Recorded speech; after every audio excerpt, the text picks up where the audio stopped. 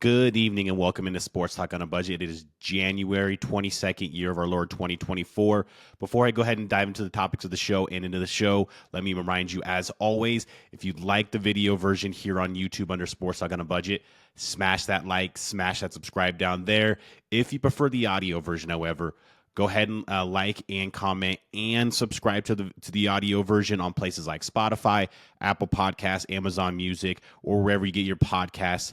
Let me go ahead and look at our topics of the show today. So this is going to be two topics, basically two main topics. First topic, I'm going to react to Monday night's national championship game. Ohio State is your 12-team college football playoff national champions. They beat Notre Dame. Going to react to that. And then my second topic of the day is going to be my championship weekend preview. Going to break down both the NFC championship and the AFC championship, give you my preview and prediction for both of those games. But with all that being said, let's go ahead and dive into our show. So as I mentioned, first topic of the day is going to be my national championship reaction, Ohio State beating Notre Dame. So the national championship reaction can be summed up pretty simply, and that would be Ohio State was the better team. Ohio State was obviously the better team going into it. They were an 8.5-point favorite. But let's go ahead and dive a little bit deeper into what happened in the game and what led to Ohio State winning. So if you watch this show at all during the season, during the college football season, you watch this podcast or listen to this podcast at all during the college football season, there was two major themes that I had, or things that I talked about throughout the college football season pertaining to these teams. Worst one was for Ohio State.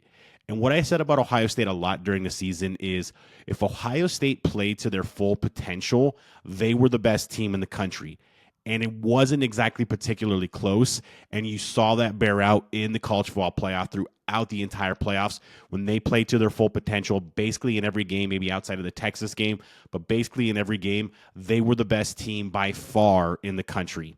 The second theme I talked about all throughout the season when it pertained to Notre Dame was if you could force Notre Dame to not be able to run the ball, to beat you by throwing the football and playing and making Riley Leonard play from the pocket and beat you throwing the football, and they weren't able to beat you with his legs and their running game, you can beat Notre Dame. And that is a lot. That is kind of exactly what Ohio State did in this game. They held Notre Dame to 53 yards rushing, and most of that yardage was on that first just epic touchdown drive to start the game by Notre Dame. What a touchdown drive. 18 plays, over 9 minutes off the clock. They ran the ball with Riley Leonard a ton, go down the field, score, kind of set the tone for the game and kind of woke up, I think, Ohio State a little bit. Even Ohio State hadn't had the ball at all, I think kind of got Ohio State's attention a little bit, and Ohio State turned around, answered again. But watching this game, we looked at a couple of keys going into the game. Those were two keys. Ohio State could play to their full potential and look like they have throughout the playoffs, they would win the game. If Ohio State could shut down the run game and make and get ahead and make Notre Dame try to beat them with their passing game, they would win the game. Another key we had in this game was that middle eight. So that's the last 4 minutes of the first half and the first 4 minutes of the second half. Ohio State dominated that time. They scored a touchdown to end the half. They stopped. It was kind of like not a lot of time left, but they stopped Notre Dame on their last possession. Then they came out in the second half, scored a touchdown, and went up 28-7 with that touchdown to start the third quarter. And I know that Notre Dame mounted a comeback and a valiant effort, and hats off to that comeback there. But when Ohio State scored that touchdown to start the second half and made it 28-7, that effectively ended the game. Because Ohio State knew that if the game was ever going to get tight, they knew Notre Dame was probably going to make some sort of run, because that's just the kind of mental fortitude that this Notre Dame team had. But Ohio State knew if they needed to, they could get a big play, they can get an explosive play, they can get a big drive, and they could put the game away. And that is exactly what happened. Notre Dame, like I said, hats off to them, never stopped fighting in this game. They showed true grit throughout this entire game. But when it got down to an 8-point game and it's third and long, what does Ohio State do? They throw the ball up to their best player in Jeremiah Smith, to one of the probably three best players in the entire country in Jeremiah Smith. He gets a big catch, puts the game on ice. They kick the field goal, go up 11. The rest is history. Confetti falls. Ohio State's champions. So, like I said, gritty effort by Notre Dame. Hats off to them. Marcus Freeman really has that program going in the right direction. But that night was about Ohio State. That night was about Ohio State finally realizing this was the team that they were meant to be going into the season. We could talk about the $20 million in NIL. We could talk about all the returning starters. This was the potential that this Ohio State team had the entire season, and it kind of probably took that Michigan loss to end the regular season for them to kind of get to that full potential, but they finally reached it. They were by far the best team in the college football playoff this year, and now they're national champions. This is their first national championship in 10 years. They, of course, won the inaugural 4-team playoff. Now they win the inaugural 12-team playoff. So hats off to Ohio State. They got a lot of players leaving for the draft, so they will have to replace a lot of players, but they recruit well, both in the portal and in the high school ranks, so I don't have any question that they'll be able to retool and reload going into next year. And I think Notre Dame's not going anywhere. Like I said, Marcus Freeman has built a really good program there. I think they're here to stay unless he leaves for an NFL job, which doesn't look likely at this point. They're here to stay for a while as well. But like I said, you could sum up the game in pretty simple words. Ohio State was the better team. They played like the better team for most of the game, or the game that was actually, or for the part when the game was actually in doubt. And that's why they're national champions, and that's why they have won the first inaugural 12-team college football playoff.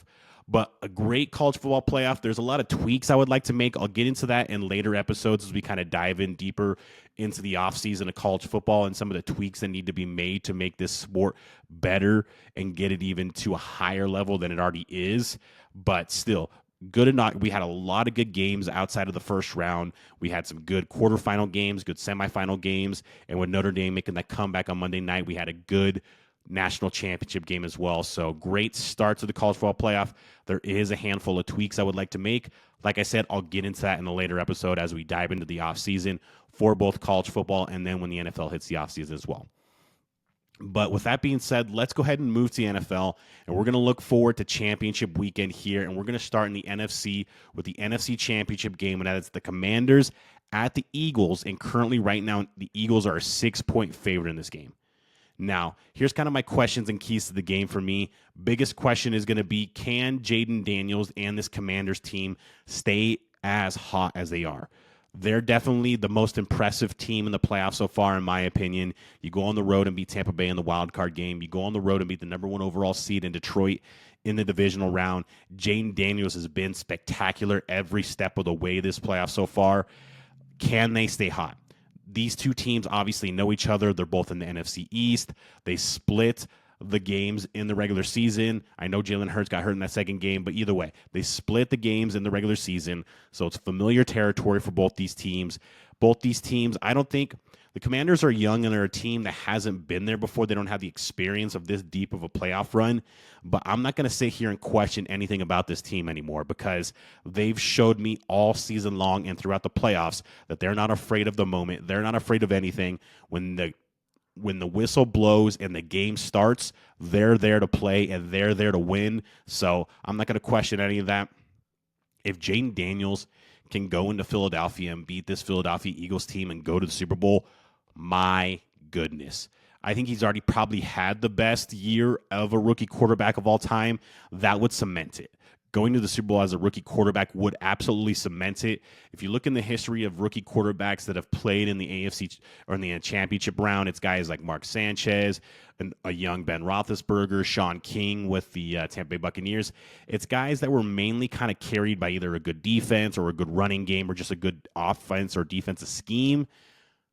This team, this Commanders team, is in the NFC Championship game in large parts because of Jaden Daniels. Now, he's not the only reason, but he is a major reason. Is probably the biggest reason why they're in the NFC Championship game is Jaden Daniels, and why they got a shot to win this NFC Championship game is also because of Jaden Daniels as well. So can they stay hot, and can they continue that stellar play that they had to end the regular season and have had the first 2 playoff games as well?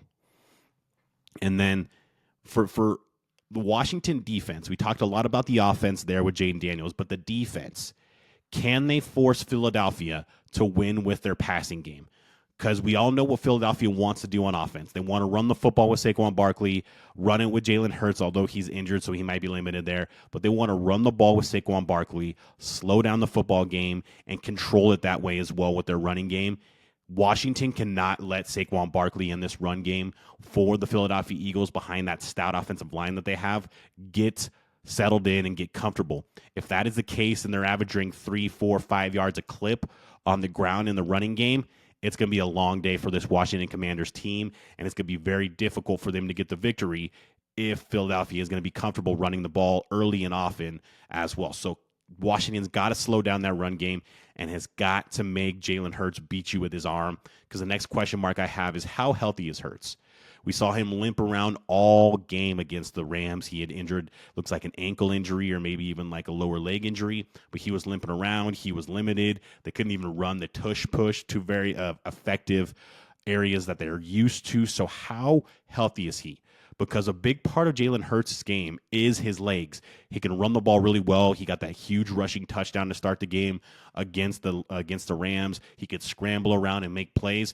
That's a huge part of his game and a decent part of their offense. If he can't do that and he is limited, that's going to be a huge factor in the Commanders' favor. So that's a huge factor as well. And then my last question and kind of key for the game is Dan Quinn. Dan Quinn has coached this Commanders team in the first 2 games of the playoffs like there's no tomorrow. Like this is it. He has coached, basically set his nuts on the table and is like, hey, you know what? I'm not afraid of anything. There's no tomorrow. We're playing with house money. We weren't supposed to be a playoff team. We weren't supposed to win a playoff game. We definitely, for sure, weren't supposed to be in the NFC Championship game. So I'm going to play balls to the wall, play balls out, and just do whatever it takes to win. I'm going to go for it on 4th down. Basically, 4th and 4 or shorter, doesn't matter where you're at on the field. Dan Quinn's going for it. He's playing like there's no tomorrow. He's playing like there's no pressure on them in this team, because let's be honest, there's not. They weren't supposed to be in the playoffs, and especially weren't supposed to be in the NFC Championship game. I fully expect Dan Quinn to continue to coach and continue to have his team play like that. And they're going to play loose, and they're going to play just, like I said, like there's no tomorrow and there's no pressure on them. And that makes for a very dangerous team when teams are playing like that, because all the pressure in this game is on the Eagles. They're the higher seed. They're the team that has been there before. They've been in NFC Championship games. They've been in the Super Bowl. They're the team that's supposed to win this game. The Commanders will play like that, I believe, as well, with Dan Quinn coaching like that. That can make them very dangerous. Let's go ahead and look back at the spread. Like I said, Eagles are a 6-point favorite in this game. I think the Commanders cover. I don't know if they win. I'm not going to take them in the outright win or money line. If you want to take the money line, I think that's a decent bet. But I think the Commanders definitely cover, make this close. Jane Daniels makes plays. And like I said, Dan Quinn coaches like there's no tomorrow, and there's no pressure on them to win this game. So the game of the Commanders +6 is a pick for me there. And then we'll go ahead and move to the AFC Championship game. And this is a ginormous game, of course. And that is the Bills at the Chiefs. And the Chiefs are currently a 2-point favorite in this game. Now, one of my big question marks going into this game is which offense can have more explosive plays and which offense can have fewer turnovers. Because if you watch both of these teams, especially on offense, play in the divisional round, it wasn't exactly a fireworks show. The Bills won by running the football, whether it was with James Cook, Ray Davis, or with Josh Allen. And then the Chiefs just played kind of what they've done all year. Solid offensive football, made plays when they needed to, got first downs when they needed to, and won the game that way. Which offense, though, can have those explosive plays? Is it Josh Allen breaking off a long run or throwing a deep ball down the field to like a Khalil Shakir or a Keon Coleman? Is it Patrick Mahomes getting the ball out to some of his wide receiver threats like a DeAndre Hopkins or Xavier Worthy? Who has the bigger explosive play in this game on the offensive side? I think can have a big impact, or who has more explosive plays, because neither of these offenses have been explosive as of late. I think the Bills have more of an explosive potential in this game, but the Chiefs can also generate explosive plays when you're least expecting it as well. So which team can do that? And then on the flip side, which team will have less turnovers? So all 4 games of the divisional round last weekend, the team that had fewer turnovers or no turnovers at all won the football game. And it's usually not that black and white, but it can be that. It can be like that sometimes. Sometimes that's exactly what it comes down to. Which team protects the ball more wins the football game. And both of these teams, the Bills and the Chiefs, are really good at protecting the football. Josh Allen used to be kind of a turnover-prone quarterback. That was not the case this year. Patrick Mahomes had his turnovers earlier on in the season. Basically, since Thanksgiving on, he has protected the ball basically better than any quarterback in the league. So both these teams don't beat themselves. Both these teams play sound, fundamental football. Which team can force the other team to maybe beat themselves a little bit, and which team can get more of those explosive plays? That is a big key for me here. Another big key is for Buffalo to get going early. Get going early. I would probably take the opening kick instead of deferring to the second half because you want to get that Arrowhead crowd out. Arrowhead Stadium is one of the better home field advantages in all of the NFL. It is up there with like Lambeau and places like that. If you can get an early lead, get some confidence on your side, and get the crowd out of the game a little bit, that could bode real well for this Buffalo team. That would be a huge key. Another question mark and key for me is Travis Kelce. Travis Kelce these last 2 years has had just good to average kind of regular seasons to his standards. But last year he turned it on and had a great playoff run, and it looks like he's doing that again this year. He had a great divisional round. He had that touchdown. He had over 100 yards receiving. He was the best player on the field for the Chiefs last weekend. I know they had a lot of sacks. Karlaftis and Chris Jones got after C.J. Stroud. The best player on the field for the Kansas City Chiefs last weekend, in my opinion, was Travis Kelce. Does Travis Kelce have another vintage Travis Kelce game in him? That is a huge question mark because if he does, that is going to go a long way to the Chiefs getting back to another Super Bowl and have a chance to three-peat as well. And then one of my final questions would be, can Buffalo finally get the monkey off their back? We saw this in the early 2000s where it was Manning versus Brady. Now we have Mahomes versus Allen. But early on in the 2000s, Brady owned Manning in the playoffs. Every time they would go to Foxborough, Manning would have a couple of turnovers. Ty Law seemed to own him, would play poorly, and the Patriots would win and either move on to the Super Bowl or move on to the AFC Championship game. Now, this game is not in Buffalo. This game is on the road in Arrowhead. But this is probably, in my opinion, maybe the best shot that this Buffalo Bills team has to beat this Kansas City Chiefs team and get to a Super Bowl. Because if they don't win this game Sunday, I don't know if he ever gets over that hump. Obviously, he probably will have more opportunities in future years, but this is one of their best opportunities. They're a very evenly matched team. Both teams have good defense. Both teams can run the ball well. I think Buffalo runs it better. And Buffalo actually has, now that they develop, they have the better receiving threats. There are a lot of young guys and maybe not a number one, but they actually have the better receiving threats.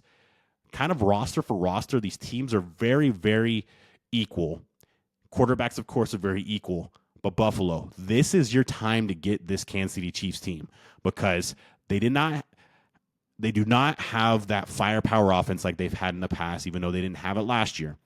But like I said, this Kansas City Chiefs team, they seem to win just by almost intimidation factor, like teams are a little bit scared of them. They play more sound, fundamental football. They don't make mistakes and let the other team make mistakes, and they capitalize on all of those things, and that's how they win games.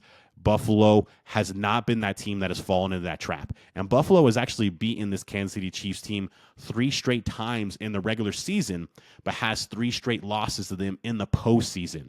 So can they change that narrative? Can they rewrite history there and finally get a victory over this Chiefs team and finally get back to the Super Bowl for the first time since they had that 4 straight Super Bowl run in the early 90s? We know how that went. They lost all 4. Can this Buffalo Bills team get back to the Super Bowl? Can they finally get this Kansas City Chiefs monkey off their back? Those are all question marks for me.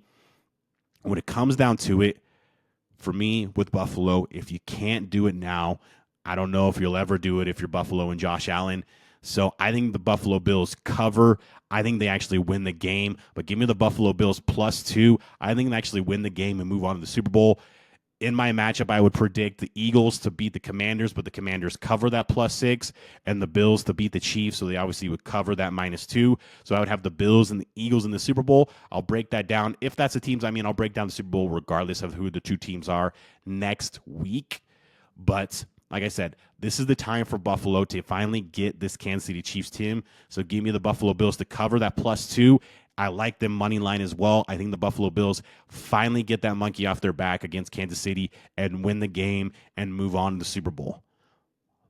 That has been my show for today. Let me just remind you, as always, if you like the video version of this podcast, please like and subscribe right down here under Sports Talk on a Budget. Leave me a comment with some of your picks, some of your reactions to the national championship game, or just some constructive criticism as well. If you prefer the audio version, however, please go like and subscribe on places like Spotify, Apple Podcasts, Amazon Music. Thank you again for always watching and listening to the show, and have a great day.